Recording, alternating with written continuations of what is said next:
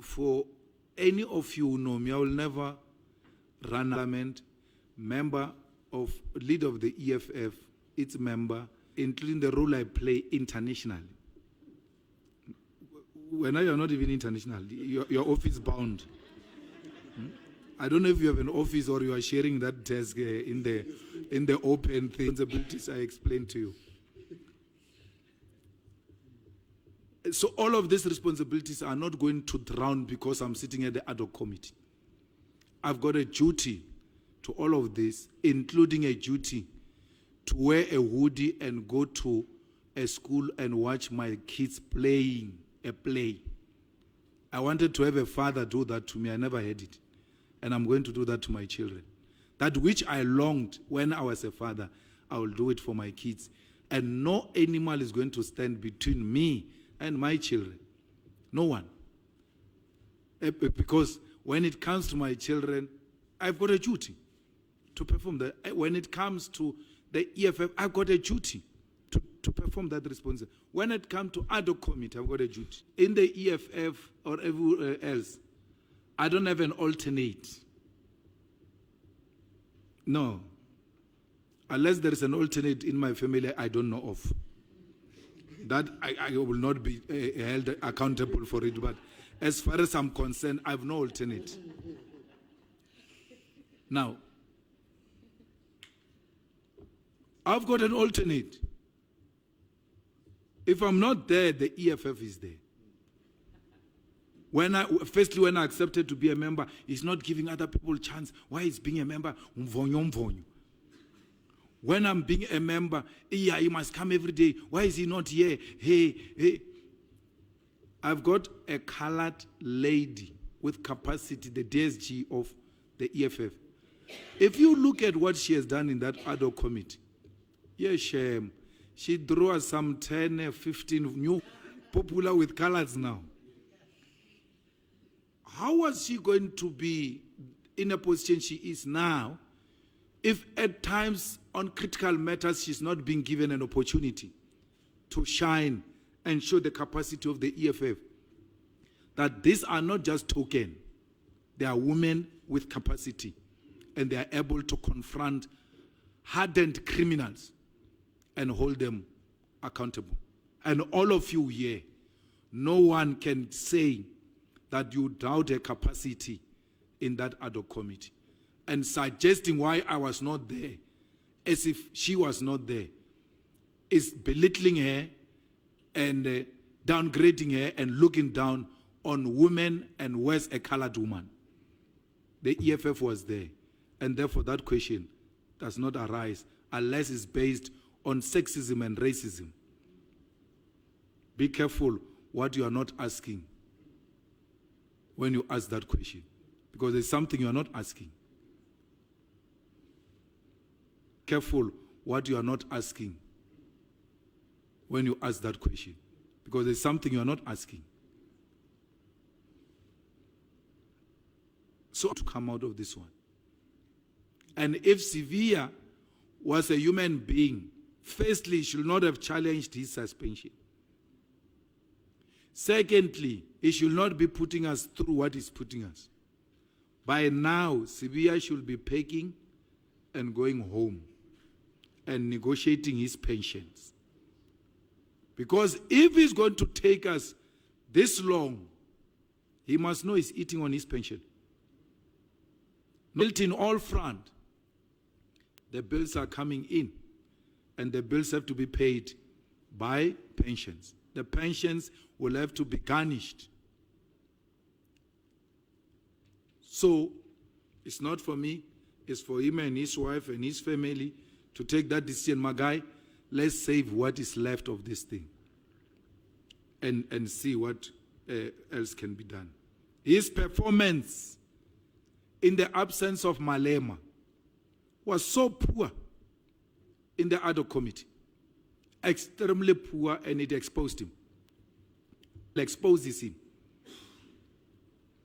Shame, you know, if Malema was there, it was going to be worse than that.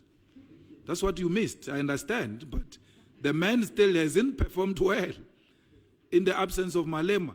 So if you thought I was staying away because I was rescuing him, or if I stayed away because I wanted to rescue him, it didn't help. It didn't serve any purpose.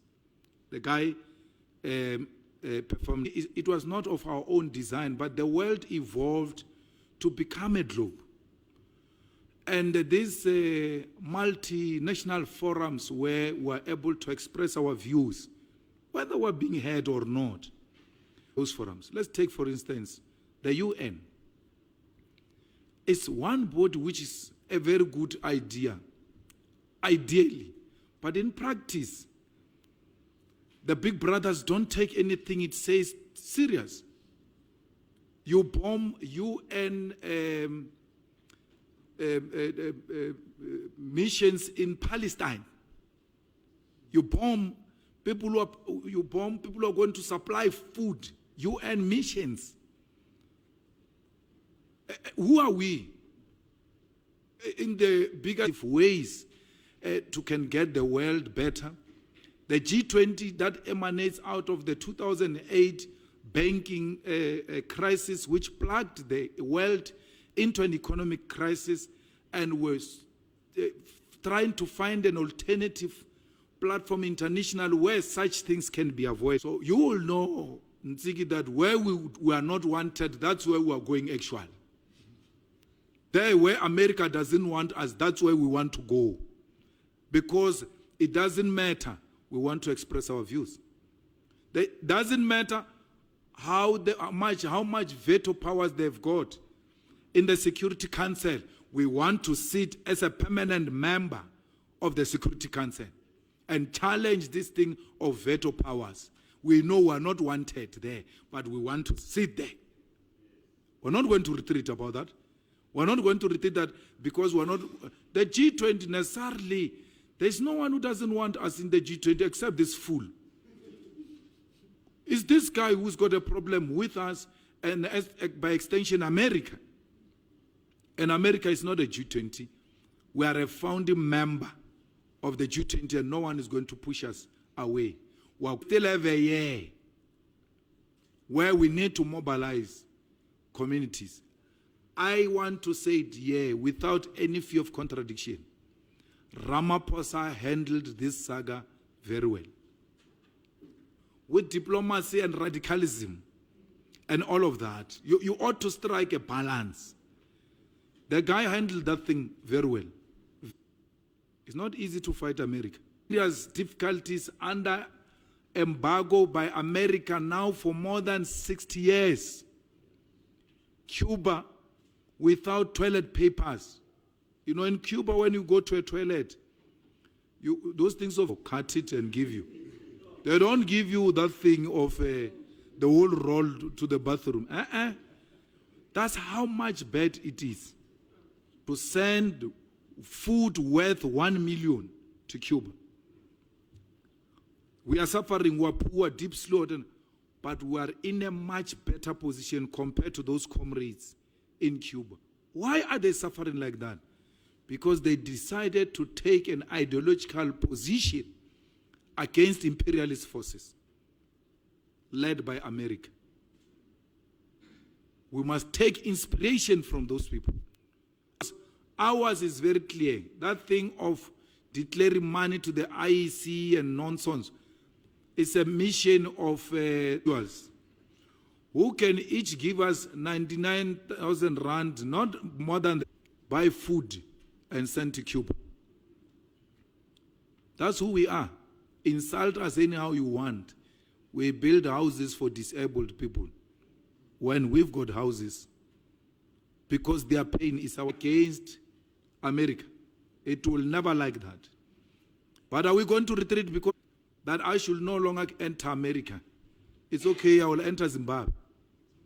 I'll enter Botswana, I'll enter Nigeria, I'll enter Africa, my home. Nigeria in eat jollof. Nom nom. Nice food. So why must I fight for beggars instead of jollof? When we're in Nigeria, you must, DSG was there. The person does not mean you must commit suicide. You said guns. and shoot at the enemy and fight the enemy. They don't say because we are revolutionaries, let's appear in front of enemies and the enemy must shoot us and kill us to demonstrate we are revolutionaries. That is committing suicide. That's not revolutionary. Actually, that is being a suicide bomber. We're not. She's punishing me for my political views and using a non-existing criminal matter which is not there. Let me school you a little bit without fighting so that when you are at holidays, like we apply for 174, me and Adrian, 174, is to discharge us and says, when you refuse to give 174, you mean there is a case you must answer. Fair enough. We say, okay, that's fine. I will take the stand and answer my case, which I did. Adrian refuses to answer the question. He says, no, I'm not going to take a stand on my behalf. In the judgment, you say that ballistic expert of Adrian did not answer the question. He was the most useless person, which means Adrian did not answer the question even through the ballistic person. Then you say, shame, the gun law expert is such a good gentleman, and yes, he contributed in the formulation of the gun law. A person who was answering on behalf of the Adrian. The question you said Adrian must answer is still not answered. Because you said Adrian has got a prima facie case. Why didn't you give him 174 at the beginning? Because you said he didn't. There's a question to be answered. He still doesn't answer that question. You say discharge. So that's a level of madness you are dealing with. An extreme incompetence. We're preparing now for a pre-sentencing trial. She still has not provided a written judgment. The social worker who Cuba, that's the justice I'm faced with. I have to go and then appear on the 23rd and argue why I must not be sentenced. I've got nothing written. When she discharges Adrian, she just says, accused number 2, not guilty. Prove this case in that they could not provide 1, 2, 3, 4 on this one. On this one, the state did not do 1, 2, 3, 4. She knows if she does for Malema, because I need Malema for racism, because I've got emotional attitude against Malema, and I need to punish him for so many things I don't agree with him. And therefore, I'm not going to venture into the verdict. Well, seated here, we still not give reasons why accused number 2 was given a not guilty verdict. Because those reasons apply on me. You said accused number 2 gave me a gun. When you discharge accused number 2, it means you are now releasing the gun, which you say I've used to commit crime. A gun used to commit crime will not return to you. A gun used to commit crime can never be returned back to the owner. So as I'm standing there, and when you are sentencing me, where is that gun you are saying I used to commit crime? Provided to the magistrate, which is a toy gun. Adrian, funny enough, Adrian was called a day before by the prosecutor before judgment was passed. Adrian was called a day before by the prosecutor to come the following day where a judgment is going to be found guilty, and therefore he's got a duty to release the gun. The gun is released as we speak. Remember, you found me guilty with this gun. As I'm standing here, the gun should be standing next to me. Danger. Therefore, I'm sending you to jail for 15 years. Where's the gun? So that's what you're dealing with. That's why I'm going to appeal it. You're not going to blackmail me and say I'm a revolutionary. I must not appeal it, because you're also part of the team that wants to see me in jail. Baba. What is even worse is for this one next to me on the left. appeal the Constitutional Court. So you must know, I'm still around. For those who were excited, I'm still around. But we'll meet on the streets on the 23rd of January 2026. Anyone who loves the law of this country, who agrees that the law, not in the name of our constitution, are you going to use your political differences with Malema to abuse what is entrusted with you as a presiding officer?